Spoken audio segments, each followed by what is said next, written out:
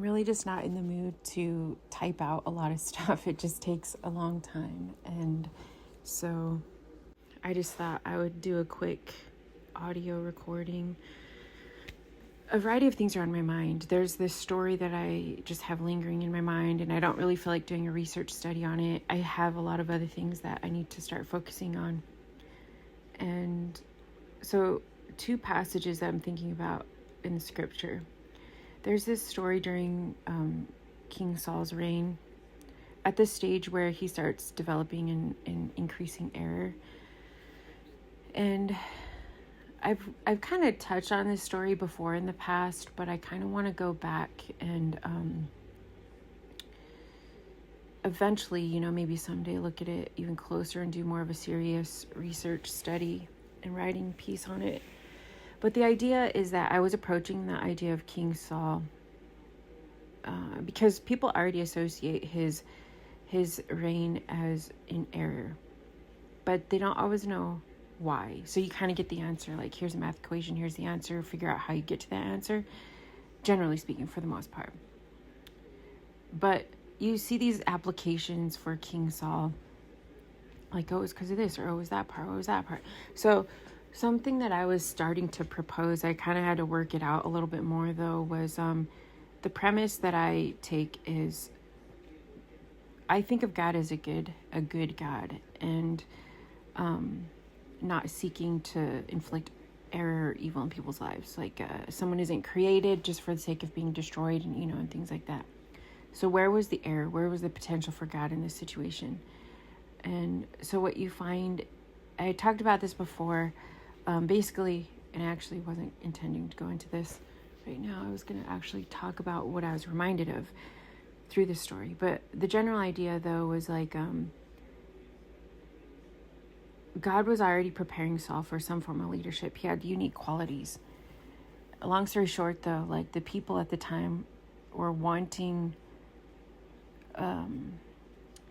they weren't showing fruit of wanting spiritual guidance. They were showing fruit of wanting dominion and power and all of these things. And so they were seeking for a king. They wanted to usurp God at the time. They were tired of trying to discern the times, whatever. And they wanted a king. And so then it starts the story where it's kind of basically like, this isn't the direction that I was going. You're resisting the direction that I'm going, so I'll give you this king. But it'll end up corrupting some of the vision of things. And so some people read it as though God is punishing them by giving them a king and setting them up for destruction and causing destruction, because he ends up falling and like self-destroying. But when you read it differently and kind of look at the nuance of it, it looks like God had a plan. And so what becomes the actual error is them imposing their way on what God was doing, and it just becomes destructive. And so when they're trying to interpret it and they're trying to deflect from how did they impose the wrong thing, and so they just basically like totally scapegoat Saul as just Saul. I mean, he's involved in it. He becomes a part of the error, but it isn't just him. It's a lot of them creating this false desire for what they want as ruling and power and whatnot, and competing with power. So sometimes people will just say, oh, I guess he was just corrupt and he was just here to punish us, and now let's go into the next good thing, But when you really look at it, they are a part of creating the problem. The way that people want change to occur, how they want it to look, and da-da-da-da. And so when people start looking just at Saul, they kind of miss the other characters. It seems like they just want to scapegoat Saul. But then when you start looking with a critical eye of the other characters and seeing how they are all a part of creating this. Jonathan, actually, one of the ones that people usually look at as like, oh, because Saul is so inept, like Jonathan's saving them. But it seems like what Jonathan's doing is really undermining him and doing these other things and creating a different power struggle alongside. And there's this part that I wanted to look at. Anyway, I wasn't going to get into all of that, the interpretive aspect of all of that. There's a lot that goes into it. And the main point I was getting to was like when you put the wrong power structure on somebody that has a legitimate calling and you make them lead in a way that they weren't called to lead, that's what becomes corruptive. And then when you intensify that and you put your own imagery and actions and practices on something, it can corrupt it and produce problems, but you're becoming a part of producing those problems. Anyway, though, what I was reminded of is, but also one more thing, Saul does succumb to it. Like, he becomes it. He becomes corrupt. He allows it to become corrupt. What's really tragic about it, though, is like, you see, if he had been functioning more in his actual gifting, it would have been different. It could have been different for him. But he persisted and he got drawn into that power struggle, and then he became it, and then it became like entirely destructive, and then it shifted to something different after this. But there's this portion in the story that I had to go back and revisit, and it was some portion where Jonathan was creating kind of a rogue movement alongside him. And I think some people read it as though he was doing the proper thing, but I don't necessarily. I think he was kind of doing his own thing, and there's some situation, I have to go check the notes, it was just barely lingering in my mind today, where Jonathan does something, because he does all this, he kind of seems like he's just like itching to like start a war, or itching to start a battle, or and that's probably why later he kind of is attracted to David, because David is like a war king, but David is different because he has the center, and I mean, at least initially, he's sold as having this kind of centering and discernment on wisdom toward God. Like, he's looking at all of the peripheral levels of threat through the level of his own adherence and submission to God. So that's the difference. And so it seems later like Jonathan is attracted to him because he seems to at least have some way to reason out of these levels of threat or strategy. Because it seemed like Jonathan just wants... He's just seeming like an unanchored hostility, kind of. And so he keeps trying to produce a fight somewhere. And so you see, if I'm recalling correctly, like I said, I have to go back and refresh my memory on the details of it. So Jonathan, though, under Saul, is just kind of doing all of these other things and producing some of these issues because he seems to be playing to the crowd of the people. They kind of want that, and so he's producing that, whereas it's not quite Saul's it's not like his strength. And so he ends up chasing after this movement that Jonathan is creating instead of functioning in his strength. And in him chasing that, it produces in him and creates in him this character where he never really settles in his own strength, and then he succumbs to that, and then it ends up getting the best of him ultimately. There's this portion, though, so all that like what I keep saying, what the portion that I'm wanting to go back and look at is there's this section where Jonathan is like instigating. He just cannot stop. He just seems like he keeps provoking the other side, and he wants this kind of battle. He keeps trying to do these things to like get at them. And there's this portion where it seems like I vaguely recall he and his men or something, they go out and somehow or another they strategize this deal or like sabotage some kind of deal. He's not looking for opportunities to negotiate properly. He's looking seemingly to like provoke them and instigate a fight and just be provocative and do all of those things.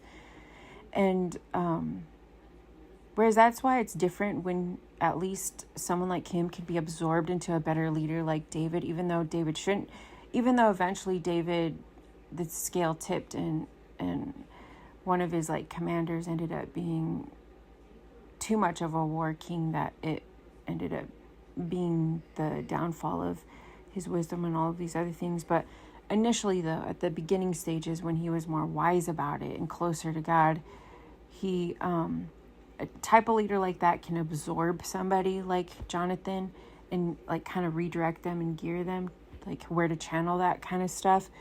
But at the time, he was just kind of running rampant. And then, so he and his crew kind of went out and, doing these things, provoking and whatnot. And it seemed like there's this portion where they did something where they sabotaged some kind of deal or something of weaponry. And they were intentionally causing harm on the other side or doing something. So I wanted to go back and look at that because I wanted to look at the details of like, what was that negotiation or what was that situation going on where they had done that to the other people, and then eventually it did come back on it. So, like they were seeking for Saul to lead them, but then they had someone kind of playing to their whim and riling them up in the wrong way and then doing these things that would come back on them, and ultimately it became harmful to them. So I wanted to go back and look at that. Because one of the things that I'm, thinking about in light of this is Saul becomes a cautionary tale of this leader that goes awry, and then it becomes the end of himself. And all of that could be justified in, they could say, we are in the vein of Israel, we are under God's canopy, we are anointed, all of those things as technicalities. But they were coming to the end of the anointing. They were like running it into the ground in the wrong way. They didn't have a clear vision. Their vision was rampant, running in circles on this, like the error of their unresolved issues that they were letting cloud their vision. And so just all of these things causing them to pick the wrong fights, bypass opportunities for negotiation, heighten their level of error, heighten their level of threat. And then it made them find good company with other people that wanted those same things, and it just kept recruiting for the wrong thing. Eventually, like they became the end of themselves for the most part, at least from the level of the king. And then the group needed a direction of who to be led by. And so it probably was somewhat useful to have someone like David that could both negotiate those tensions, but try to like redirect it. Because that's not like justifying, it's not like we're saying we're looking for a war king or anything like that. We're looking for someone that can lead in spite of those conditions and redirect it in creating a livable conditions for people, or like rising to the occasion of proper negotiation, stuff like that. So that's one thing I was thinking about. I can't remember the other passage I was thinking about. But along those lines, I'm also considering this, so many things going on now in all directions. Another concern, is like it's strange to see power struggles develop and unfold. There's some groups that just seem like they just don't have the ability to see nuance between various situations, and they get on this like trajectory of hostility, and just seeing it being self-justified and creating argument to go with it. It's strange to see because they're simply in live time doing the thing where if there's divides between groups, instead of seeing nuance at all, they become very extreme and they pull into a self-justifying argument. And just interesting seeing that play out on so many levels. And something peculiar about it, say like today, like the argument for ICE and all of these things, it's like you really can't go very far with that argument. Like really at most of the animation of it is people trying to justify their polarized political stance. Like that's really what they're doing. Like all these characters making these justifications for left, right. And there's this other movement happening where people are actually able to like carry levels of nuance. And so it's just peculiar seeing that happen.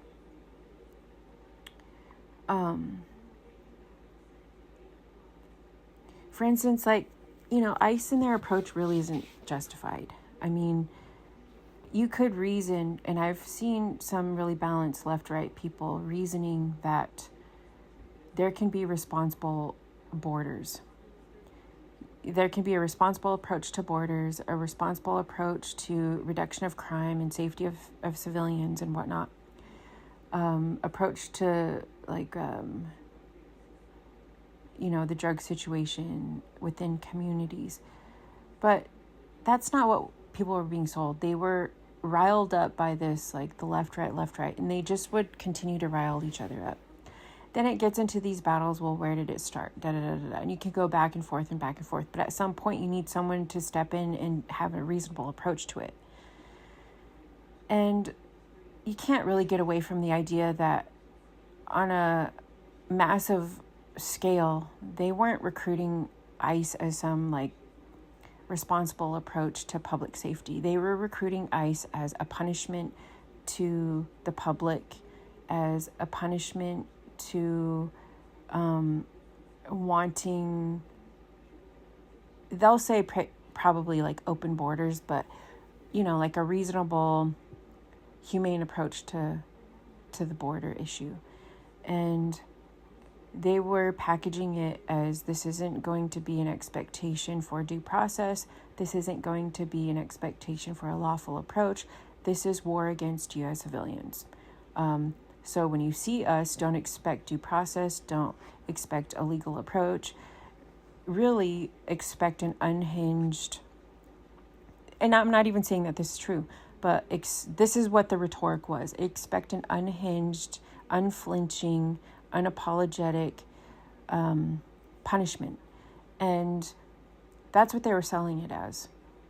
Don't expect justice, don't expect anything except taking you by utter force, brute force, and deporting you to a place where God knows what would happen to you. Don't expect any legal backing.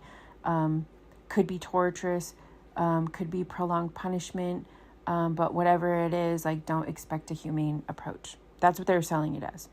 That's what they were taunting it as. And they were packaging it as, this isn't peace by strength. This is punishment by brute force. And so I do think at some level, some people were literally looking at it as, this is a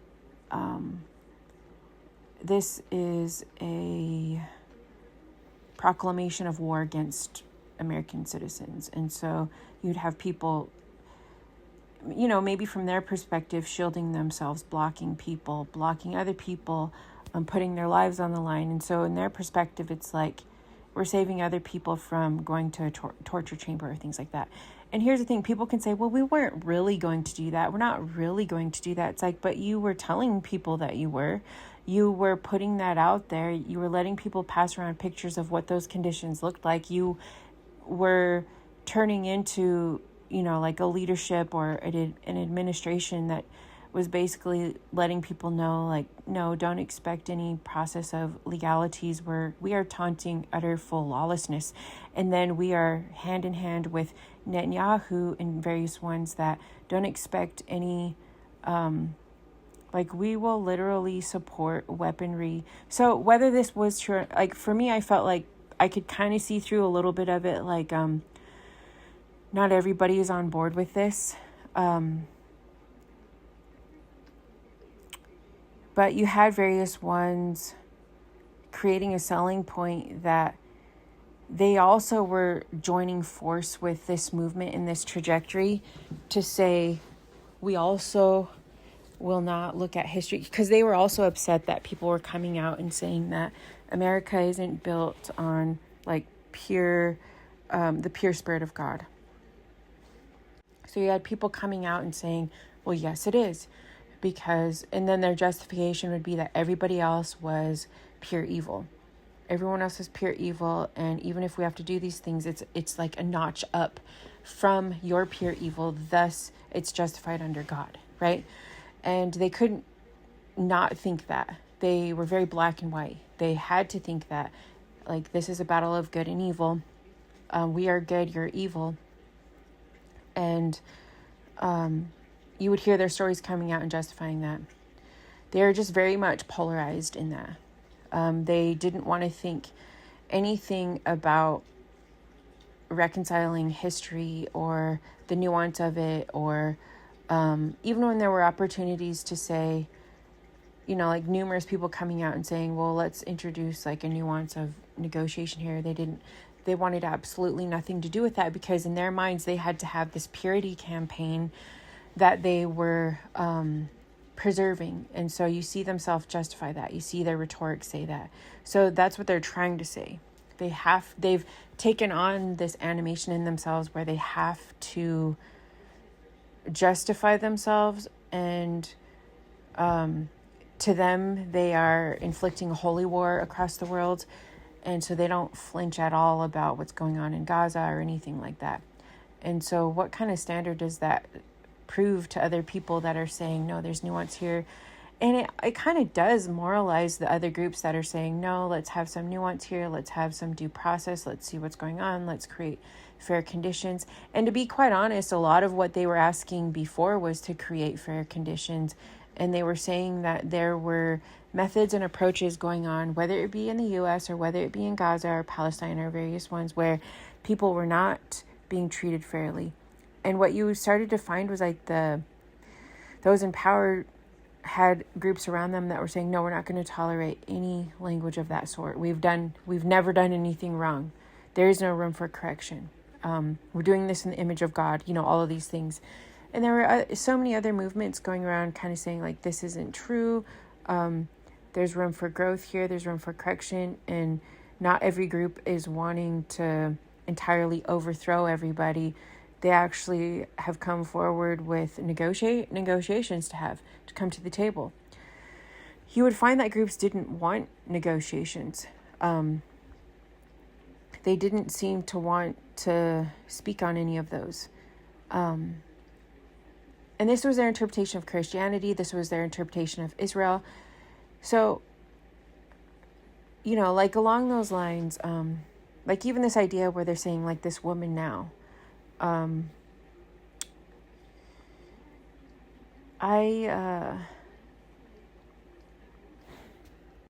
mean, for the most part, it's kind of one of those situations where ICE should not have been put out in the way and delivered in the way that they are. There was an intentional undermining confidence in the public as to their safety and whatnot. And so it did create this association that ICE is associated with something to extremely be aware of, to be wary of, to feel your life threatened with, and all of these things, which they intentionally sold it that way. Kind of like, when you see us, you better be extremely afraid, because don't expect any form of lawfulness or service or protection. This is like, you see us, it's punishment. And maybe that was error for them to sell it like that, but they did. And then the people running the show, and then going down and having photo ops with like trying to sell it as like a torture chamber photo tour, really didn't boost confidence in the people. And then I feel like was undermining the idea of like a responsible border. I mean, the very notion of saying a border would seem to like coincide with responsibility, but it wasn't. It was like a draw the line in justification, some kind of technicality to produce an improper battle. It had nothing to do with the actual definitions of people saying responsible border. Like, even that maybe is redundant, like responsible border. Like, it was, they turned it into, like imprisoning the public, or drawing the line, to initiate lawlessness, because that's what we've gotten. And we've had different ones seeming to infiltrate the administration and running rampant with extreme corruption, undermining the idea of law. And so even that, at that basis, it just seems incorrect to have had the various ones in that capacity just like roaming through the streets. That's not to say that there weren't instances of people being responsible or some area of being responsible, but even that, in reference to even what I had been trying to talk to, was still a false association with what other people were even talking about.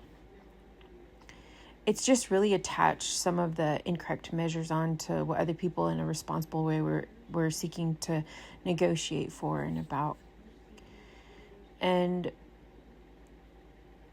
But then even so, after they are seen as a dangerous force, then there is the argument of people just stay away from them. They're unhinged. You can't expect them to go through legal process. Just be careful. And so there is another argument for, well, they should have saw them as a threat. They should have stayed away. Okay, they should have seen them as a threat and stayed away. What were the situation? I don't know what the full situation was leading up to it. Did they feel that they could put themselves as a human blocking, like kind of blocking the way to prevent more harm on other people? Was it kind of like somewhat of a protest of blocking the road so that they wouldn't be able to get to other people in a more harmful way? Maybe that was the reasoning. Maybe that's what people thought. It's kind of like that politicized argument where if like a climate change protester was sitting in the road, blocking the road, and they couldn't get through, of course people are going to be upset depending on the situation they find themselves in. And some of these protests can be upsetting. But it's also because people are not entertaining, prior to things getting to that point, they're not entertaining proper discussions and negotiations. And they're not channeling the direction of like caring for and negotiating among the public in proper formats. And then they're intentionally preventing them from having the lesser forms of their proposals even honored. And so it just causes more extreme.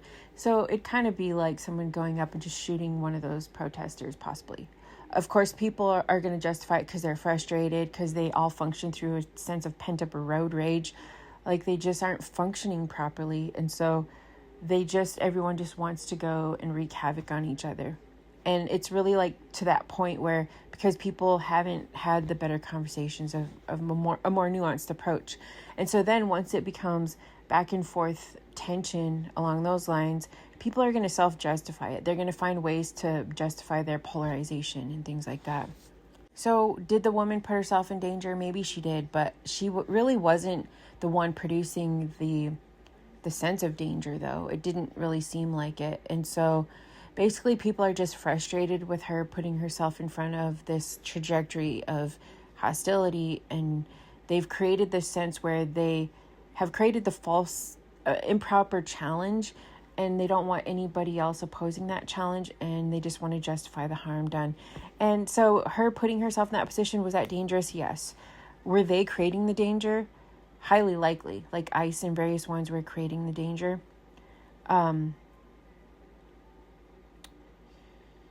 And even the idea that she rammed them, honestly, like if she was trying to ram them, then her car wouldn't have turned down the street after she was shot. Like it would have been turned toward, if she was trying to go toward that man. And actually it didn't even look like she was looking at him, because she had somebody trying to get into her door. And so, yeah, it's a situation where you just don't want to put yourself in conflict with certain types of enforcement to that degree.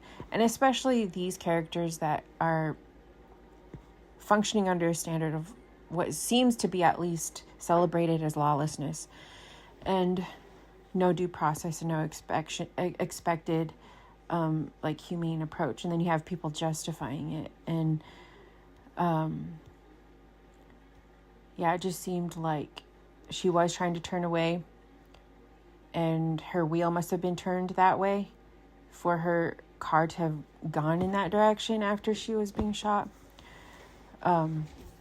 it didn't really seem like the man felt like his life was being threatened. He felt like they were upset that she was defying their orders to stop when she was trying to get away. And just this whole situation, people say, well, they're just trying to create another George Floyd situation. And honestly, I kind of am more on the side of George Floyd, to be honest. I do feel like the officers at the time, especially in that region, likely there's good officers. I like good officers. I like the gentlemanliness, or like the reasonableness of good officers that serve and protect. They just seem grounded. They know how to not become unhinged, and that's why they're situated in those types of occurrences, because human beings can become very unhinged, and so you need people that know how to navigate that. You need people that know how to be in those situations. Just like for like an EMT or some emergency assistance person, they have to be a certain type of person that can handle those situations. And so when you do find officers that are able to do that, that is a great thing. That is a service to the community. But when you have people that are, like, anybody will say this, when you have officers that have something to prove, or are very unhinged, or just want to go after and weaponize attacks on people, a variety of things, those are some of the most dangerous types of officers to have. And so what people seem to also be saying with this situation with George Floyd was that some of those characters were acting like that. And it really seemed like it. And at the time, the heightened situation with the police and enforcement was very high. And so I feel like in the context of it, it's one of those things where if the cop had been a better cop, it wouldn't have gotten to that point. And yes, if the guy hadn't been, I don't know, whatever he was saying, if he was being sarcastic or, whatever, maybe it wouldn't have provoked the cop as much. But even so, like, it's just one of those things of like letting a situation get that far. There's just a greater issue in the public and what people were trying to do at the time. So here's the thing, like, there were plenty of people trying to have de-escalating conversations, and instead it was just like people were sowing seeds of polarizing division.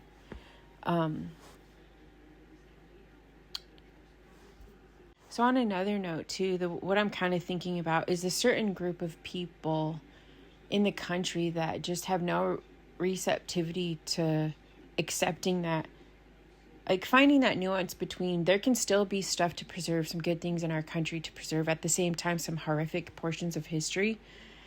And what it seems you're finding is the groups of people that don't know how to even respond to any level of that are just becoming more and more and more and more and more extreme. And it's almost like they're just being shot up into this hierarchy of heights that they just can't stop. Like, they just can't stop. And they're justifying their arguments. They're lying about their arguments. They're reframing or trying to reinterpret other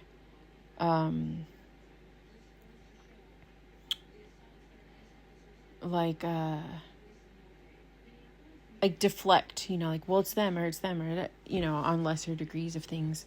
Even another thing that had come up, where people are talking about not getting involved in conspiracy theories and stuff like that. I do think there is, I personally have a caution on going too far into some things, and I feel like it does kind of set someone up if you're kind of going too far into things. I'm cautious personally on going too much into, there's a line between going too far, and then there's a difference between situations. And so I also think at a time when a lot of dishonesty on the highest level is kind of reigning in, a lot of things going on. So say, for instance, people are finding more and more like when they're seeing some of the worst actions, say like happening in Gaza and other countries and whatnot, and they kind of pull back the layers on how do we diminish this, how do we lessen this atrocity, and then they start finding things behind the scenes. There, situations like that, there seems to be a case for investigative, like looking into. And so I do think there is a case for investigating to lesser the degree of harm. I think it gets really complicated too when we live in a time where you have a lot of like distortion, like people paying, because I started to see this happen to me when I was trying to have reasonable negotiations and trade of ideas. It just seemed like some of these characters were getting paid on a massive level to distort and lie and get in front of the story. And so then you had to like really suss out like, all right, what's attached to this? And so then you have to start investigating what's attached to it, because it was perpetuating such a harmful trajectory of things. So there is that stage where you have to try to discern between what could or could not be going on in, like some of these situations. And then there's this sense though where not having any kind of investigative work by proper authorities and different ones just become like sow seeds of society being left with this reign of death to just try to lessen the degree of death by investigating a lot of different things.